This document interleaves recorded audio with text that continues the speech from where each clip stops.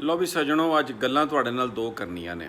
ਬਹੁਤ ਜ਼ਿਆਦਾ ਪ੍ਰੋਪੇਗੈਂਡਾ, ਬਹੁਤ ਜ਼ਿਆਦਾ ਗੁਫ਼ਤਗੂ ਕੀਤੀ ਜਾ ਰਹੀ ਹੈ ਜਹਾਦੀ ਗਰੁੱਪਾਂ ਦੇ ਹਵਾਲੇ ਨਾਲ ਕਿ ਜੀ ਜਹਾਦੀ ਗਰੁੱਪ ਜਿਹੜੇ ਨੇ ਇਹ ਨਾ ਪਹਿਲੇ ਸਾਡੀ ਜ਼ਰੂਰਤ ਸਨ, ਨਾ ਹੁਣ ਸਾਡੀ ਜ਼ਰੂਰਤ ਨੇ। ਅਤੇ ਖ਼ਾਸ ਤੌਰ 'ਤੇ ਇੱਕ ਪੁਆਇੰਟ ਜਿਹੜਾ ਨਾ ਉਹ ਬੜਾ ਮਾਰਨ ਦੀ ਕੋਸ਼ਿਸ਼ ਕੀਤੀ ਜਾ ਰਹੀ ਹੈ ਕਿ ਜਨਾਬ ਇਹ ਗੱਲ ਨਵਾਜ਼ ਸ਼ਰੀਫ ਸਾਹਿਬ ਨੇ ਕੀਤੀ ਸੀ ਕਿ ਪਾਕਿਸਤਾਨੀ ਜਹਾਦੀ ਗਰੁੱਪ ਨੇ ਅਤੇ ਉਹਨਾਂ ਨੂੰ ਸਰਕਾਰੀ ਸਰਪ੍ਰਸਤੀ ਹਾਸਲ ਹੈ ਅਤੇ ਉਹਨਾਂ ਨੂੰ ਹਕੂਮਤ ਤੋਂ ਕੱਢ ਦਿੱਤਾ ਗਿਆ।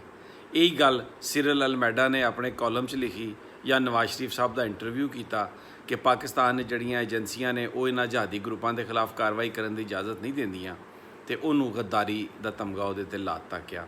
ਔਰ ਹੁਣ ਪਾਕਿਸਤਾਨ ਦੇ ਵਜ਼ੀਰ ਆਜ਼ਮ ਇਮਰਾਨ ਖਾਨ ਸਾਹਿਬ ਕਹਿ ਰਹੇ ਨੇ ਮੁਖਤਲਿਫ ਜਗ੍ਹਾ 'ਤੇ, ਉਹਨਾਂ ਨੇ ਹਵਾਲਾ ਦਿੱਤਾ ਜਾ ਰਿਹਾ ਜੀ, ਉਹਨਾਂ ਨੇ ਨਿਊਯਾਰਕ ਟਾਈਮ 'ਚ ਵੀ ਇਹ ਗੱਲ ਕੀਤੀ ਇੰਟਰਵਿਊ ਦਿੰਦੇ ਹੋਏ। ਹੋਰ ਵੀ ਉਹ ਕਹਿੰਦੇ ਨੇ ਕਿ ਜਹਾਦੀ ਗਰੁੱਪ ਜਿਹੜੇ ਨੇ ਨਾ ਪਹਿਲੇ ਕੋਈ ਸਾਡੀ ਇਹਨਾਂ ਦੇ ਨਾਲ ਸਾਨੂੰ ਕੋਈ ਫਾਇਦਾ ਸੀ ਜਾਂ ਪਹਿਲੇ ਅਸੀਂ ਬਣਾਏ ਸਨ, ਉਦੋਂ ਜ਼ਰੂਰਤ ਸੀ, ਹੁਣ ਸਾਡੀ ਲੋੜ ਕੋਈ ਨਹੀਂ ਅਤੇ ਅਸੀਂ ਇਹਨਾਂ ਨੂੰ ਖ਼ਤਮ ਕਰ ਦਿਆਂਗੇ। ਲੇਕਿਨ ਉਹਨੂੰ ਵਜ਼ੀਰ ਆਜ਼ਮ ਰੱਖਿਆ ਹੋਇਆ। ਸਾਥੀਓ, ਗੱਲਾਂ ਦੋ ਨੇ।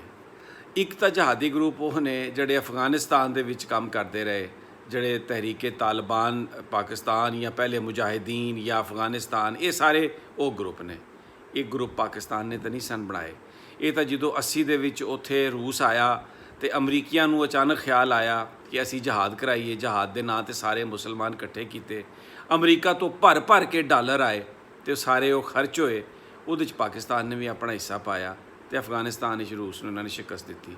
ਉਸ ਤੋਂ ਬਾਅਦ ਇਹ ਵਾਪਸ ਚਲੇ ਗਏ, ਛੱਡ ਛੜਾ ਕੇ ਅਸਲਾ ਵੀ ਇੱਥੇ, ਉਹ ਟ੍ਰੇਨਡ ਲੋਕ ਵੀ ਇੱਥੇ, ਜਿਹੜੇ ਸਾਰੀ ਦੁਨੀਆ ਤੋਂ ਇਹਨਾਂ ਨੇ ਇਕੱਠੇ ਕੀਤੇ ਸਨ ਅਫਗਾਨਿਸਤਾਨ ਦੇ ਵਿੱਚ। ਅਸੀਂ ਵੀ ਕੁਛ ਲੋਕਾਂ ਦੇ ਨਾਲ ਆਪਣਾ ਹਿੱਸਾ ਇਸ ਵਾਸਤੇ ਪਾਇਆ ਕਿ ਅਗਰ ਹਿੱਸਾ ਨਾ ਪਾਉਂਦੇ ਤਾਂ ਜੋ ਕੁਛ ਉੱਥੇ ਹੋ ਰਿਹਾ ਸੀ ਉਹ ਪਾਕਿਸਤਾਨ ਦੇ ਵਿੱਚ ਹੋਣ ਲੱਗ ਜਾਣਾ ਸੀ।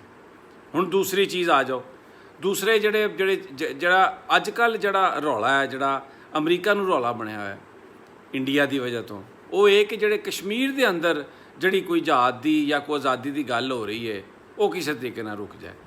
ਹੁਣ ਜਹਾਦੀ ਗਰੁੱਪਾਂ ਦੇ ਖਿਲਾਫ ਕਾਰਵਾਈ ਜਿਹੜੀ ਹੈ ਉਹ ਬੁਨਿਆਦੀ ਤੌਰ 'ਤੇ ਨਾਂ ਨਹੀਂ ਲਿਆ ਜਾਂਦਾ, ਲੇਕਿਨ ਕਿਹਾ ਹੀ ਜਾਂਦਾ ਕਿ ਜਿਹੜੇ ਕਸ਼ਮੀਰੀ ਗਰੁੱਪ ਨੇ ਉਹਨਾਂ ਨੂੰ ਖ਼ਤਮ ਕੀਤਾ ਜਾਏ।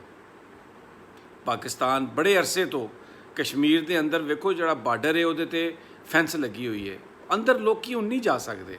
ਲੇਕਿਨ ਕਸ਼ਮੀਰ ਦੇ ਅੰਦਰ ਇੱਕ ਇੰਡੀਜਨਸ ਮੂਵਮੈਂਟ ਹੈ। ਲੋਕੀ ਉੱਥੇ ਆਪਣੀਆਂ ਜੋ ਉੱਥੇ 7-8 ਲੱਖ ਇੰਡੀਆ ਦੀ ਫੌਜ ਹੈ, ਜੋ ਜ਼ੁਲਮ ਉੱਥੇ ਹੋ ਰਿਹਾ, ਜਿਸ ਤਰ੍ਹਾਂ ਔਰਤਾਂ ਨਾਲ ਰੇਪ ਹੁੰਦਾ ਹੈ, ਜਵਾਨਾਂ ਨੂੰ ਮਾਰਿਆ ਜਾਂਦਾ ਹੈ, ਬਜ਼ੁਰਗਾਂ ਨੂੰ ਜ਼ਲੀਲ ਕੀਤਾ ਜਾਂਦਾ ਹੈ, ਬੇਇੱਜ਼ਤ ਕੀਤਾ ਜਾਂਦਾ ਹੈ। ਔਰ ਹੁਣ ਉਹ ਇਹ ਕਹਿ ਰਹੇ ਨੇ ਕਿ ਜੀ ਕਸ਼ਮੀਰ ਦਾ ਸਪੈਸ਼ਲ ਸਟੇਟਸ ਵੀ ਅਸੀਂ ਖ਼ਤਮ ਕਰ ਦਿਆਂਗੇ, ਪੂਰੇ ਹਿੰਦੁਸਤਾਨ 'ਚੋਂ ਹਿੰਦੂ ਉੱਥੇ ਲਿਆ ਕੇ ਆਬਾਦ ਕਰਾਂਗੇ, ਮੁਸਲਮਾਨ ਅਕਸਰੀਅਤ ਨੂੰ ਅਕਲੀਅਤ ਵਿੱਚ ਬਣਾ ਦਿਆਂਗੇ, ਇਹ ਸਪੈਸ਼ਲ ਸਟੇਟਸ ਜਿਹੜਾ ਕਸ਼ਮੀਰ ਦੀ ਰਿਆਸਤ ਦਾ ਹੈ ਉਹ ਖ਼ਤਮ ਕਰ ਦਿਆਂਗੇ। ਉਹ ਜਿਹੜਾ ਜ਼ੁਲਮ ਹੈ ਉਹਦੇ ਖਿਲਾਫ ਕਸ਼ਮੀਰੀ ਖਲੋਤੇ ਨੇ। ਲੇਕਿਨ ਜਿਹੜਾ ਇੰਡੀਆ ਤੋਂ ਉੱਥੇ ਕਾਬੂ ਨਹੀਂ ਹੋ ਰਿਹਾ ਉਹ ਪਾਕਿਸਤਾਨ 'ਤੇ ਸਾਰਾ ਮਲਬਾ। ਜਿਸ ਤਰ੍ਹਾਂ ਅਫਗਾਨਿਸਤਾਨ ਦੇ ਅੰਦਰ ਇੰਨੀ ਫੌਜ ਨੈਟੋ ਦੀ ਰਹੀ, ਇੰਨੀ ਫੌਜ ਅਮਰੀਕਾ ਦੀ ਨਹੀਂ ਸ਼ਿਕਸਤ ਦੇ ਸਕੇ ਉੱਥੇ ਉਹ ਪਠਾਨਾਂ ਨੂੰ, ਇਲਾਕੇ ਦੀ ਵਜ੍ਹਾ ਤੋਂ ਤਾਲਿਬਾਨ ਨੂੰ, ਲੇਕਿਨ ਮਲਬਾ ਉਹਦਾ ਜਿਹੜਾ ਸਾਰਾ ਉਹ ਪਾਕਿਸਤਾਨ 'ਤੇ।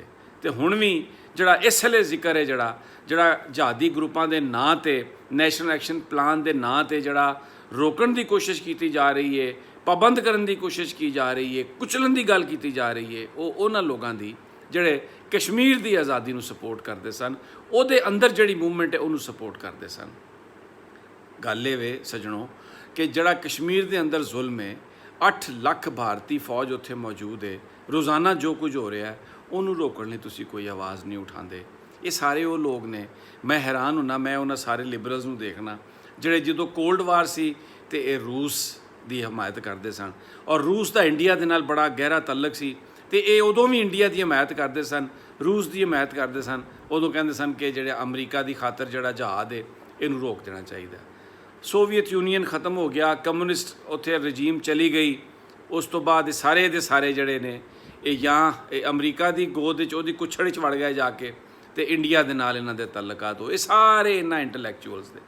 ਅੱਛੀ ਗੱਲ ਹੈ, ਇਹਨਾਂ ਦੀ ਓਪੀਨੀਅਨ ਹੈ, ਲੇਕਿਨ ਸੁਣਿਓ ਇਹ ਕਿਸ ਤਰ੍ਹਾਂ ਮੁਮਕਿਨ ਹੈ ਕਿ ਮੁਸਲਮਾਨਾਂ ਦੇ ਨਾਲ ਜ਼ੁਲਮ ਹੋ ਰਿਹਾ ਹੋਵੇ ਕਸ਼ਮੀਰ ਦੇ ਵਿੱਚ, ਉਹ ਆਜ਼ਾਦੀ ਮੰਗ ਰਹੇ ਹੋਣ। ਇਹ ਉਹ ਗੱਲ ਸੀ ਜਿਹੜੀ 1947 ਦੇ ਵਿੱਚ ਕੀਤੀ ਗਈ। ਉਹਨਾਂ ਨੂੰ ਕਿਹਾ ਗਿਆ ਕਿ ਤੁਹਾਨੂੰ ਤੁਹਾਡਾ ਹੱਕ ਦਿਆਂਗੇ, ਕਿ ਤੁਸੀਂ ਵੋਟ ਦੇ ਜ਼ਰੀਏ ਆਪਣਾ ਮੁਸਤਕਬਲ ਚੁਣ ਲਓ। ਉਹਨਾਂ ਨੂੰ ਤਾਂ ਹੱਕ ਨਹੀਂ ਦਿੱਤਾ ਜਾ ਰਿਹਾ। ਅੱਜ 70 ਸਾਲ ਹੋ ਗਏ, ਪੂਰੀ ਦੁਨੀਆ ਇਸ ਵਾਅਦੇ ਨੂੰ ਭੁੱਲ ਗਈ ਹੈ। ਕਸ਼ਮੀਰੀ ਸੜਕਾਂ 'ਤੇ ਨੇ ਤੇ ਅਸੀਂ ਉਹਨਾਂ ਦੀ ਹਮਾਇਤ ਤੋਂ ਕਿਸ ਤਰ੍ਹਾਂ ਰੁਕ ਸਕਦੇ ਹਾਂ? ਇਹ ਜਿਹੜਾ ਇਸ ਵੇਲੇ ਪਾਕਿਸਤਾਨ ਦੇ ਅੰਦਰ ਜਿਹੜਾ ਮਾਹੌਲ ਬਣਾਉਣ ਦੀ ਕੋਸ਼ਿਸ਼ ਕੀਤੀ ਜਾ ਰਹੀ ਹੈ, ਇਹਦਾ ਬੈਨੀਫੀਸ਼ਰੀ ਕੌਣ ਹੈ? ਉਹ ਯਾਰ ਤੁਸੀਂ ਗੱਲ ਕਰੋ ਕੋਈ ਜਿਹੜਾ ਕਸ਼ਮੀਰ ਦੇ ਅੰਦਰ ਜੋ ਜ਼ੁਲਮ ਹੋ ਰਿਹਾ, ਜੋ ਭਾਰਤ ਕਰ ਰਿਹਾ, ਜੋ ਉੱਥੇ ਜੋ ਇੱਕ ਨਾਇਨਸਾਫੀ ਕੀਤੀ ਜਾ ਰਹੀ ਹੈ, ਅਮਰੀਕਾ ਨੂੰ ਆਇਨਾ ਦਿਖਾਓ। ਇਹ ਅਮਰੀਕੀ ਆ ਕੇ ਸਾਡੇ ਨਾਲ ਕਾਨੂੰਨ ਤੇ ਇਨਸਾਫ ਦੀ ਗੱਲ ਕਰਦੇ ਨੇ। ਜ਼ਰਾ ਵੇਖੋ ਤਾਂ ਸਹੀ ਉੱਥੇ ਕੀ ਹੋ ਰਿਹਾ, ਕਸ਼ਮੀਰ ਦੇ ਵਿੱਚ ਕੀ ਹੋ ਰਿਹਾ, ਕਿਸ ਤਰ੍ਹਾਂ ਜ਼ੁਲਮ ਭਾਰਤ ਕਰ ਰਿਹਾ। ਉਹ ਗੱਲ ਸੁਣੋ, ਸ੍ਰੀਲੰਕਾ ਦੇ ਅੰਦਰ ਜਿਹੜੀ ਦਹਿਸ਼ਤਗਰਦੀ ਹੋਈ ਹੈ, ਉਹ ਜਿਹੜੇ ਬੰਦੇ ਨੇ ਉਹ ਪਤਾ ਲੱਗਾ ਕਿ ਇੰਡੀਆ ਦੇ ਅੰਦਰ ਉਹਨਾਂ ਦੀ ਟ੍ਰੇਨਿੰਗ ਹੋਈ ਹੈ ਔਰ ਸ੍ਰੀਲੰਕਾ ਦੀ ਹਕੂਮਤ ਨੇ ਸਿੱਧਾ ਰਾਹ 'ਤੇ ਇਲਜ਼ਾਮ ਲਾਇਆ। ਉਹ ਦੁਨੀਆ ਇਹਦੇ 'ਤੇ ਕੋਈ ਗੱਲ ਨਹੀਂ ਕਰਦੀ। ਬੜੇ ਬੜੇ ਬਲਾਗ ਆ ਰਹੇ ਨੇ, ਬੜੇ ਬੜੇ ਕਾਲਮ ਆ ਰਹੇ ਨੇ ਪਾਕਿਸਤਾਨ ਦੇ ਅੰਦਰ ਕਿ ਜਹਾਦੀ ਗਰੁੱਪ ਮੁਕਾ ਦਿਓ। ਉਹ ਕਿਸ ਤਰ੍ਹਾਂ ਮੁੱਕ ਜਾਣਗੇ? ਇਹ ਜਹਾਦੀ ਗਰੁੱਪ ਤਾਂ ਪੈਦਾਵਾਰ ਇਸ ਚੀਜ਼ ਦੀ ਨੇ ਕਿ ਜਿਹੜਾ ਕਸ਼ਮੀਰ ਦੇ ਅੰਦਰ ਜ਼ੁਲਮ ਹੁੰਦਾ ਹੈ। ਮੈਂ ਇੱਕ ਮੁਸਲਮਾਨ ਹਾਂ, ਮੈਂ ਕਿਸ ਤਰ੍ਹਾਂ ਚੁੱਪ ਹੋ ਜਾਵਾਂਗਾ? ਕਸ਼ਮੀਰ ਦੇ ਅੰਦਰ ਜੋ ਜ਼ੁਲਮ ਮੈਂ ਦੇਖਾਂਗਾ ਉਹ ਮੈਂ ਉਹਦੇ ਖਿਲਾਫ ਆਵਾਜ਼ ਉਠਾਵਾਂਗਾ। ਕੁਝ ਲੋਕ ਉਹਦੇ ਖਿਲਾਫ ਹਥਿਆਰ ਵੀ ਚੁੱਕ ਲੈਣਗੇ। ਅਗਰ ਇਹ ਚੀਜ਼ ਖਤਮ ਕਰਨੀ ਹੈ ਤੇ ਜਿਵੇਂ ਕਹਿੰਦੇ ਨੇ ਨਾ, ਤਾਲੀ ਦੋਵੇਂ ਹੱਥਾਂ ਨਾਲ ਵੱਜਦੀ ਹੈ। ਉਹ ਕਸ਼ਮੀਰ ਦੇ ਅੰਦਰ ਵੀ ਤੁਹਾਨੂੰ ਕੁਝ ਕਰਨਾ ਪਏਗਾ। ਦੁਨੀਆ 'ਚ ਜਿਹੜੀ ਨਾਇਨਸਾਫੀ, ਬੇਇਨਸਾਫੀ ਹੈ, ਜਿਹੜਾ ਜ਼ੁਲਮ ਹੈ, ਉਹਨੂੰ ਖਤਮ ਕਰਨਾ ਹੋਏਗਾ। ਇਹ ਰਿਆਸਤ ਕਰ ਰਹੀ ਹੈ ਜ਼ੁਲਮ। ਉਸ ਰਿਆਸਤ ਦੇ ਖਿਲਾਫ ਲੋਕ ਜਿਹੜੇ ਖੜੇ ਹੁੰਦੇ ਨੇ, ਉਹਨਾਂ ਨੂੰ ਕਿਸ ਤਰ੍ਹਾਂ ਖਤਮ ਕਰ ਸਕਦੇ ਹੋ ਜੇ ਜ਼ੁਲਮ ਉਹ ਜਾਰੀ ਰਹੇਗਾ? ਤੇ ਮੇਰੇ ਸੱਜਣੋ, ਮਿੱਤਰੋ, ਇਹ ਜਿਹੜਾ ਕਾਰਵਾਈ ਪਾਕਿਸਤਾਨ ਦੀ ਫੌਜ ਨੇ ਕੀਤੀ ਹੈ ਉਹਨਾਂ ਜਹਾਦੀ ਗਰੁੱਪਾਂ ਦੇ ਖਿਲਾਫ ਜਿਹੜੇ ਪਾਕਿਸਤਾਨ ਦੇ ਖਿਲਾਫ ਕਾਰਵਾਈ ਕਰ ਰਹੇ ਸਨ, ਆਪਰੇਸ਼ਨ ਹੋਏ ਨੇ ਫਾਟਾ 'ਚ, ਕਰਾਚੀ 'ਚ, ਬਲੋਚਿਸਤਾਨ 'ਚ ਵੀ ਹੋ ਰਹੇ ਨੇ। ਉਹ ਜਿਹੜੇ ਪਾਕਿਸਤਾਨ ਦੇ ਮੁਖਾਲਫ ਨੇ ਉਹਨਾਂ ਨੂੰ ਆਪਰੇਸ਼ਨ ਦੇ ਜ਼ਰੀਏ ਰੁਕਵਾਉਣ ਦੀ ਲੋੜ ਹੈ। ਉਹ ਲੇਕਿਨ ਕਸ਼ਮੀਰ ਦੇ ਅੰਦਰ ਜਿਹੜਾ ਜ਼ੁਲਮ ਹੈ, ਅਗਰ ਉਸ ਜ਼ੁਲਮ ਦੀ ਖਿਲਾਫ ਅਗਰ ਕੋਈ ਗੱਲ ਕਰਦਾ ਹੈ ਤੇ ਉਹ ਕੋਈ ਨਾ ਇੰਡੀਆ ਦਾ ਦੁਸ਼ਮਣ ਹੈ, ਨਾ ਉਹ ਇਨਸਾਨੀਅਤ ਦਾ ਦੁਸ਼ਮਣ ਹੈ, ਨਾ ਉਹ ਕੋਈ ਦਹਿਸ਼ਤਗਰਦ ਹੈ। ਉਹ ਤਾਂ ਰਿਆਸਤੀ ਦਹਿਸ਼ਤਗਰਦੀ ਦੇ ਖਿਲਾਫ ਕੰਮ ਕਰ ਰਿਹਾ। ਇਮਰਾਨ ਖਾਨ ਸਾਹਿਬ, ਤੁਸੀਂ ਵੀ ਜ਼ਰਾ ਸੋਚੋ। ਮੈਂ ਪਾਕਿਸਤਾਨ ਦੀ ਫੌਜ ਨੂੰ ਵੀ ਇਹ ਕਹਿਣਾ, ਇਹ ਵੀ ਜ਼ਰਾ ਸੋਚਣ। ਅਗਰ ਅੱਜ ਇਹ ਸਮਝਦੇ ਨੇ ਕਿ ਤਰੱਕੀ ਖਿੱਤੇ ਨੇ ਕਰਨੀ ਹੈ ਤੇ ਉਹਦੇ ਵਿੱਚ ਇੰਡੀਆ ਦੇ ਨਾਲ ਮਿਲ ਕੇ ਇਹਨਾਂ ਨੇ ਕੰਮ ਕਰਨਾ ਹੈ, ਇਹ ਇਹਨਾਂ ਨੂੰ ਬੜਾ ਨੁਕਸਾਨ ਦੇਵੇ। ਇੰਡੀਆ ਇਸ ਖਿੱਤੇ ਦੇ ਵਿੱਚ ਖਾਬ ਵੇਖ ਰਿਹਾ ਕਿ ਉਹਨੇ ਹੁਕਮਰਾਨੀ ਕਰਨੀ ਹੈ, ਅਮਰੀਕਾ ਉਹਦੇ ਨਾਲ ਹੈ। ਇਸ ਵਾਸਤੇ ਜੋ ਵੀ ਤੁਸੀਂ ਪਾਲਿਸੀ ਬਣਾਓ ਉਹਨੂੰ ਸੋਚ ਸਮਝ ਕੇ ਬਣਾਓ। ਲੇਕਿਨ ਵਾਸਤਾ ਜੇ ਕਸ਼ਮੀਰੀਆਂ ਨੂੰ ਤੁਸੀਂ ਭੁੱਲ ਨਹੀਂ ਸਕਦੇ।